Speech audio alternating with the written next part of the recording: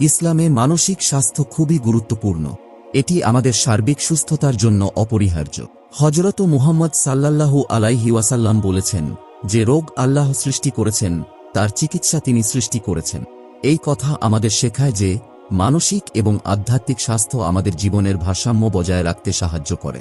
শুধু শরীর নয়, মনের যত্ন নেওয়াও আমাদের ঈমানের অঙ্গ। আমরা অনেক সময় বুঝতে পারি না যে আমাদের মন অসুস্থ হয়ে পড়ছে। হঠাৎ করেই দেখা দেয় অবসাদ, কাজে অনীহা, নামাজে মন না বসা। এসব লক্ষণ দেখা দিলে বুঝতে হবে মনকে একটু যত্নের প্রয়োজন। যখন আপনি এমন মানুষদের সাথে সম্পর্ক রাখেন যারা আপনার দয়াকে সুযোগ হিসেবে ব্যবহার করতে চায়, তখন বুঝতে হবে এসব সম্পর্ক আপনার মানসিক স্বাস্থ্যকে কিভাবে প্রভাবিত করছে। বিষাক্ত সম্পর্ক, প্রতারণামূলক আচরণ এবং নেতিবাচকতা মানসিক ক্ষতি করতে পারে। এর ফলে উদ্বেগ, বিষণ্ণতা এবং ক্লান্তি হতে পারে। আপনার মানসিক স্বাস্থ্য রক্ষা করা